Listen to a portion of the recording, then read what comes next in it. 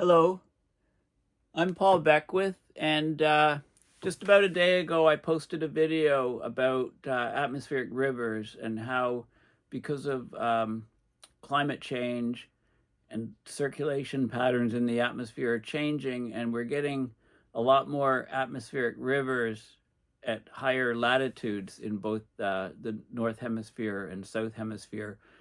So instead of bringing most of its rainfall, these huge atmospheric rivers, instead of bringing the rainfall to regions that are about 30 degrees north, 30 degrees south, they're actually, with a mean maybe about 40 degrees in both north and south latitude.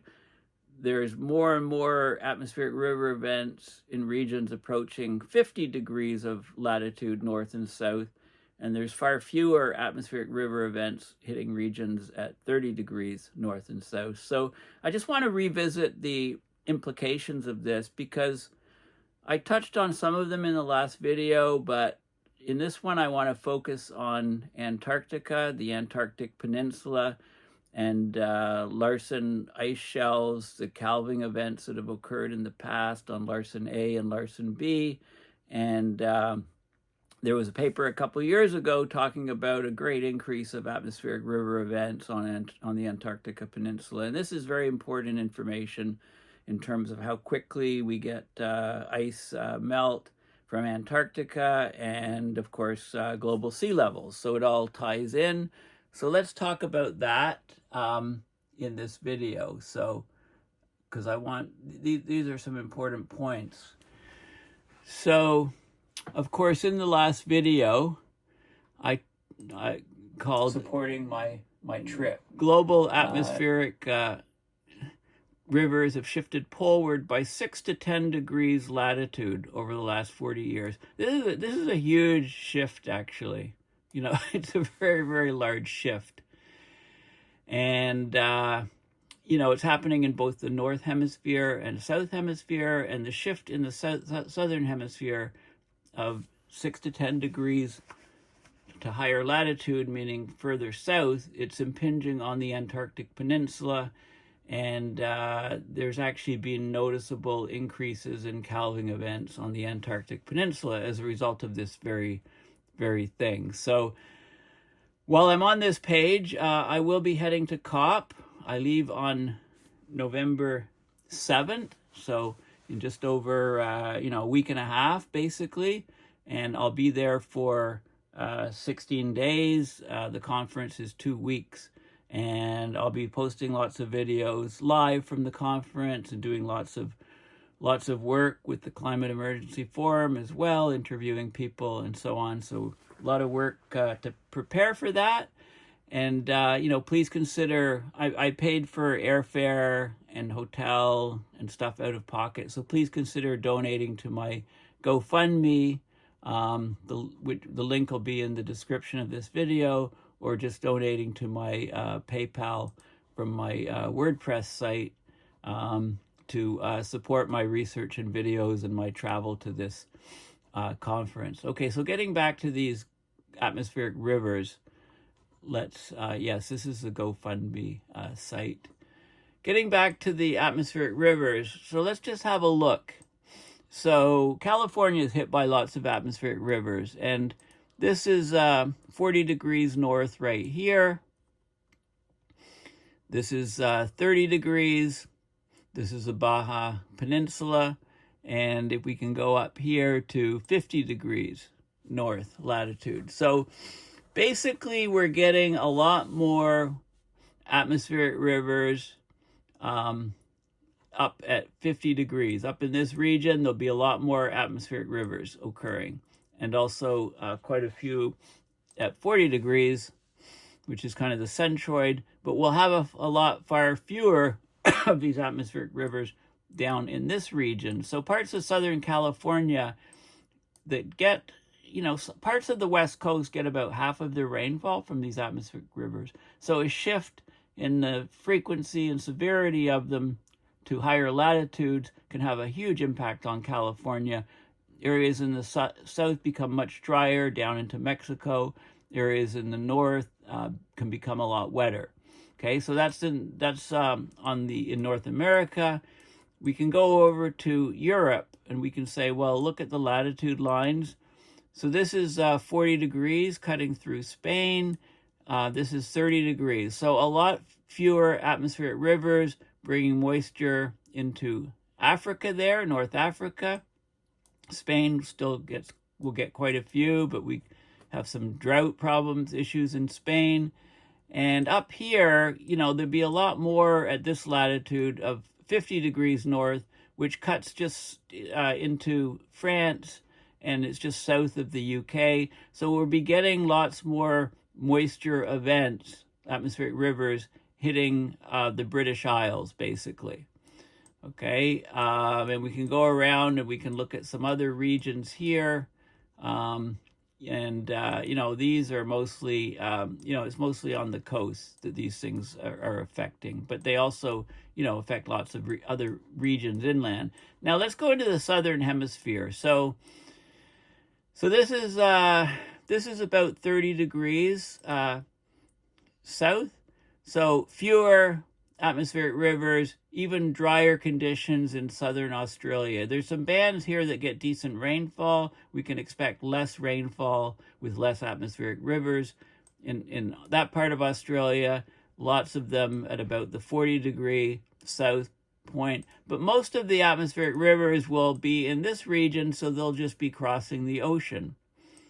And we can go to New Zealand and we can say, well, New Zealand, this is 40 south, lots of atmospheric rivers there, lots 50 south. So in this region, so the southern island of New Zealand, we can expect more atmospheric river events and fewer ones up here, fewer ones down here at 30 degrees south. So far fewer ones here, fewer ones hitting the North Island, more hitting the South Island. So let's swing around let's do Africa first. So South Africa, had a decent number, but far fewer atmospheric rivers bringing water to the southern tip of Africa. Most of them are at 40 degrees south and at 50 degrees south, so they're missing the African continent completely. So we can expect drying in those regions. And now we'll go to our main topic, which is Antarctic Peninsula and South America here. So this is 60 south. This is 50 degrees south. Okay, so we can expect a lot more atmospheric river and rainfall events in Patagonia, the southern tip of South Africa. And we can expect still a number here at 40 south, but far fewer up in this region at 30 degrees south, far fewer numbers of atmospheric rivers. But the point is because of the movement, the shift down of 6 degrees, okay, this is at 50 again. So the shift down from this region to this region in atmospheric rivers means that though they're still quite rare in the Antarctic Peninsula, we can expect to get more of them in the Antarctic Peninsula, okay, which I wanted to focus on a bit more in this video. Okay, so let's look at the Antarctic Peninsula. So intense atmospheric rivers can weaken the ice shelf stability at the Antarctic Peninsula. So this is a peer-reviewed paper that came out. It came out in 2022, so a couple of years ago. Okay, but we've got new information on this shift of atmospheric rivers, so that directly affects this paper and what's said. So let's read this paper quickly in context of this new information about this 6 to 10 degree shift of atmospheric rivers south, which was the whole point and reason for my last video. Okay, so the disintegration of the ice shelves along the Antarctic Peninsula has spurred much discussion on the various processes leading to their eventual dramatic collapse, but without a consensus on an atmospheric forcing that could connect these processes.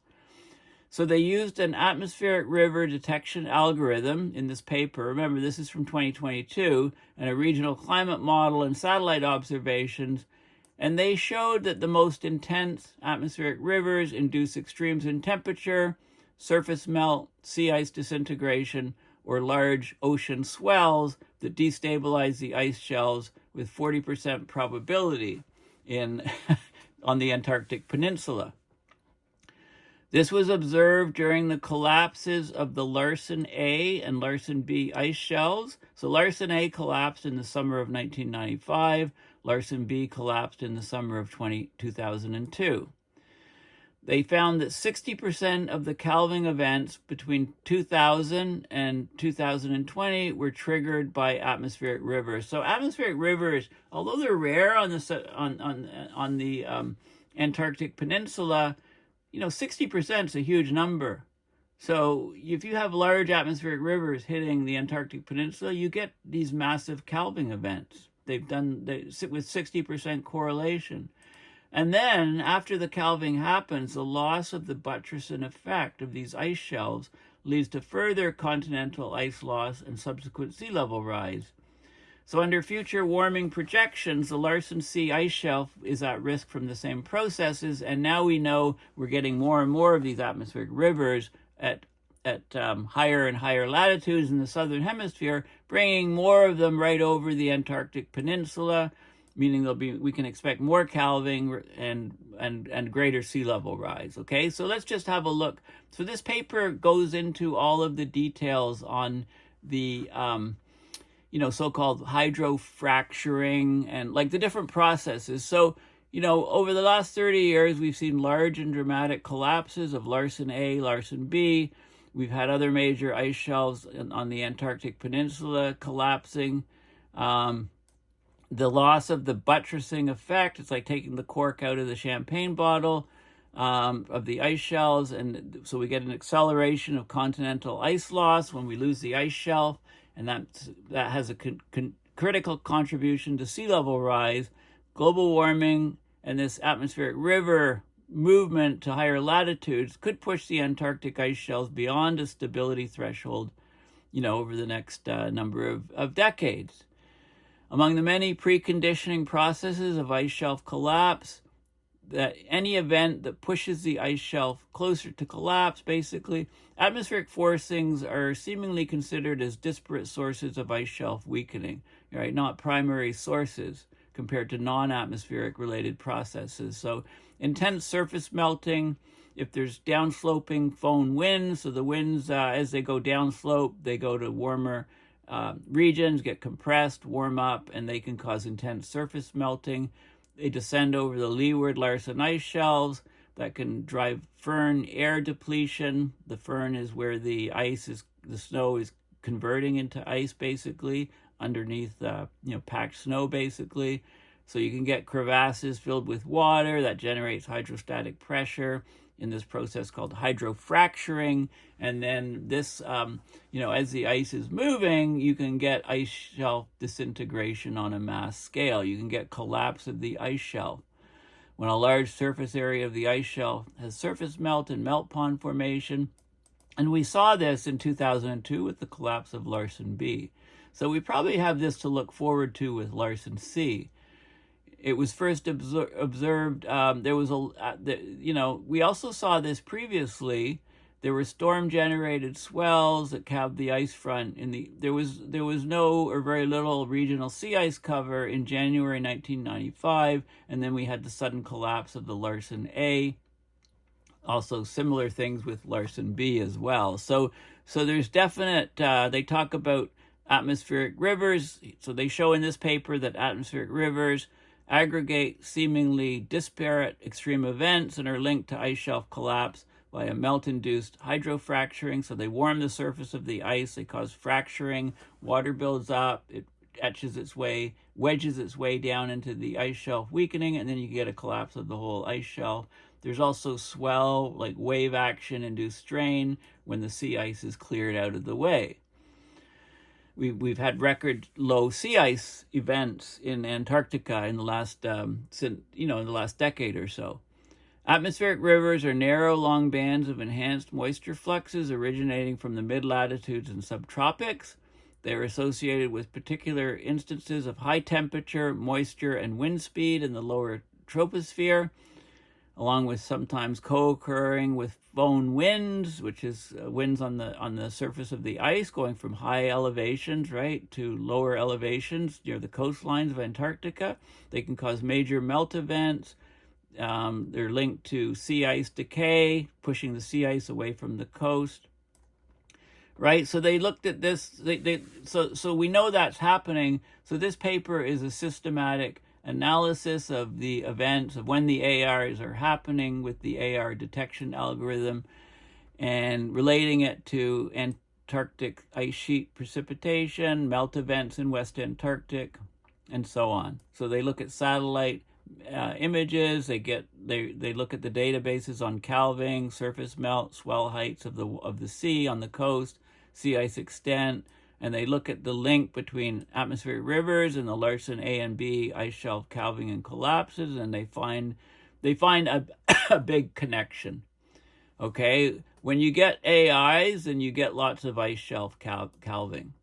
Okay, and they give lots of examples of what they say. Let's just look at some of the figures. So this is atmospheric river frequency percentage through the years, December to March. You can get some years where there's big spikes, and you can associate those with major calving events, which we had in so it was 95 and 2002. There, Larsen A, Larsen B. This is the integrated vapor transport. It's a way of measuring the strength of the atmospheric river. The more vapor that's transported, the higher the strength. And so you can have different ways to monitor how strong the atmospheric rivers are and how often they're occurring. And these are the regions that they're looking at. Larsen A was here. Now it's just a cove, basically, because that disintegrated in 95. Larsen B here collapsed in 2002, so it's just an embayment. And here's Larsen C, and we've had some big chunks break off Larsen C and become massive icebergs. So I'll talk a little bit about that. And a lot of those breakup events are directly related to these atmospheric rivers. So this is showing January 24, 2008, Larsen A fast ice, Larsen B fast ice, land fast ice. Then we had there was an atmospheric river coming across, and we started getting fracturing of these particular regions and so on. Okay, so they actually look at some of the events, different temperature extremes. The Antarctic Peninsula is warming tremendously quickly because of overall climate change, and that's leading to more surface melt and puts the big Larsen ice shelves at risk. This is some of the background here. So we've got the Bellingshausen Sea and the Antarctic Peninsula, the Leeward, the Larsen ice shelf. So you get atmospheric rivers coming. They bring huge amounts of moisture, huge amounts of heat, and the latent heat is released, and it's raining at low elevations, snowing at high elevations, and then it crosses the peak of the height of the Antarctic Peninsula. So as the air goes downhill, it gets compressed and goes into warmer regions. You get adiabatic warming, in these foehn winds, and then also sunlight and cloud radiation. So you can get lots of surface melting on the Larsen ice shelf, and you get these melt ponds forming on the surface, and the warm water etches its way down into the ice. You can have fractures going all the way through the ice, and you get enough of them, and then the whole thing can collapse and disintegrate. Especially these foehn winds, as they head over the ocean, they also push the sea ice offshore, and they also melt the sea ice. So the buttressing of the sea ice is no longer there, so these ice shelves are in much greater risk of just disintegrating. Okay, so that's the idea. So they looked at melt, vapor transport, as there's different ARs of different size. The larger the AIs, the greater the melt. So this is this IVT, kilograms per meter per second. So greater 800. So these are very, very large ARs versus smaller ARs. And you can see, as the ARs get larger and larger, you get more and more total melt, more and more total runoff in these entire regions of the Antarctic Peninsula. And there's lots more data on specific things in this paper, right? So basically, they show in this paper, this is back in 2022, a relationship exists between the AR intensity measured by duration, how long the AR lasts, and the maximum integrated vapor transport upon landfall, and the likelihood of extreme state of conditions occurring on the northern Antarctic Peninsula, like temperature extremes, melt extremes, sea ice disintegration, swells. Strong ARs were precursors for more than 60% of the major calving events of the Larsen A and B shelves since 2000. Okay, so there you go. Okay, so this is, so now we know why. Well, the ARs are actually shifting significantly to higher latitudes, and they're going right over the Larsen ice shelf. So what happened to the Larsen ice shelf? This is a very good summary from the National Snow and Ice Data Center from a few years back on the Larsen A. This is the Larsen ice shelf on the Antarctic Peninsula, and they showed some satellite images. This is the embayment. It used to be an ice shelf, disintegrated in 1995. This one used to be an ice shelf, disintegrated in 2002. And here's Larsen C, which is huge. There's Larsen D, and so on. So they're talking about the warm weather leading to disintegration. These are some of the timelines. So January 1995, Larsen A basically disintegrated. Larsen B lost a lot of ice, 1998 to 1999. Even more in melt ponds, etc., in 2001. And then from January to March 2002, Larsen B disintegrated. It was over 35 days. The whole ice shelf just went. So they talk in more detail. Here's the 95 one, the Larsen B retreat, warm summer in 2001. And here's the Larsen B ice shelf. So it had a lot of destruction. And then in basically the whole thing disintegrated January to March 2002. Okay, so this is really interesting. So it started on January 31st, 2002. There was rapid dramatic collapse started. So from that date to March 7th, the shelf lost 2,717 square kilometers, or over 1,000 square miles of ice. So you can see at January 31st, February 17th, lots of disintegration on the edge. February 23rd, even more. Look at what happened between February 23rd and March 7th. This whole thing, became bluish, right? The whole thing was fracturing and fracturing more 10 days later. And then this ice that had fractured, it just all flowed out to the ocean, leaving this huge empty embayment with no Larsen B anymore. So a phenomenal collapse and event. And then, of course, when you lose the ice shelf, here's the hydrofractures and calving, and then the whole thing breaks up into chunks of ice, which then calved out, and flowed off. The problem is you're taking the cork out of the bottle, so the glaciers on land accelerate. This is ice that's resting on bedrock well below sea level, but this is ice that is raising sea levels by tremendous amount. So, and then we measured acceleration of the glaciers. We expected increased acceleration with the calving, and we measured it, and there's a lot of scientific papers on it. This is the Larsen B sea ice extent in 1998. It had retreated to here by 1999, retreated a bit more by 2000, 2001, and in 2002, the line was here. This whole thing collapsed out in the space of the few months that I was telling you about. And Larsen A, of course, went in 1995, and Larsen B, this was in 2002. And we had big chunks of Larsen C break off since then. Okay, this is another image showing Larsen B here, showing the retreat and so on. So there's lots of data on this. Yeah, so let's see what's happened since then. So if you go to Wikipedia and look at Larsen ice shelf, there's lots of stuff showing you the positions of A, B, C, and so on. It talks about the breakup in 1995. It talks about the Larsen B in 2002, size of Rhode Island, this breakup of the ice and calving. From 2005, there was been ongoing. They reported about 0.5 degree Celsius increase per decade since the 1940s of these regions. And so Larsen A, not much in there about Larsen A. I think there's separate Wikipedia. Larsen B, I showed you this image of the Larsen B breakup. Now Larsen C, right?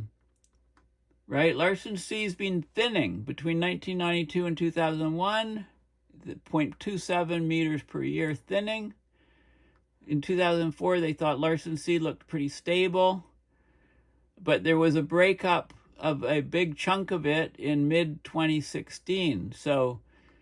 So November 10, 2016, there was a growing rift running across Larsen C, running about 110 kilometers long, a width of about more than 300 feet, depth of 500 meters, and it kept extending, and then there was a calv fragment which broke off.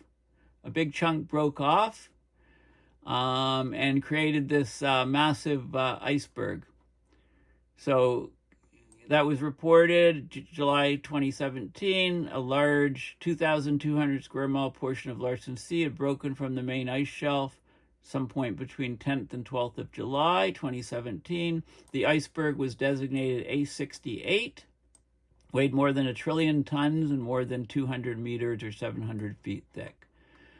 Okay, so there you go. Okay, and they talk a little bit about Larsen C too. Now let's just look at this iceberg. So iceberg A68. It was a giant tabular iceberg. It calved from Antarctic's Larsen C in July 2017. By 16th of April 2021, no significant fragments remained. So it basically broke up into chunks. It had a surface area of 2,200 square miles or 5,800 square kilometers. One of the largest recorded icebergs ever. And it reduced the size of Larsen C by 12%. So basically 12% of Larsen C broke off and became this iceberg in 2017, and the iceberg since fractured into smaller and smaller pieces. So they show different dates and the iceberg progression. It got stuck on the bottom, and it slowly drifted northward, and it broke into smaller and smaller pieces, started moving into open waters in 2020. A 175 square mile chunk broke off and was named A68C. So you see all these letters like associated with A68, A, B, C, D, etc., smaller and smaller chunks, E and F, right? And H, I, J, all of these A68 icebergs. It broke into smaller icebergs in 2021. On February 15, 2021, British scientists arrived at A68A. They measured salinity, temperature, chlorophyll, etc.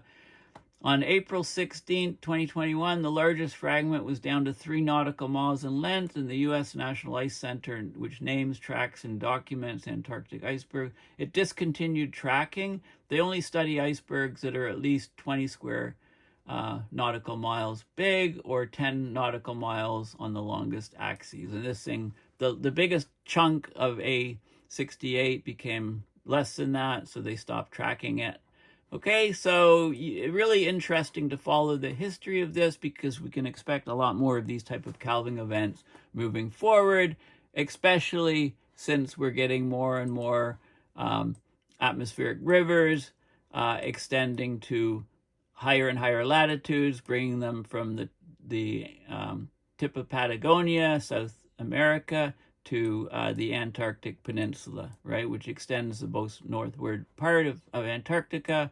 And these atmospheric rivers will hit it more and more often, so we can expect more and more calving events of the Larsen ice shelf with corresponding increases or jumps in sea level rise. Okay, well, thank you for listening. Please consider going into my PayPal, paulbeckwith.net, my website, and donating to my PayPal to support my overall research and videos.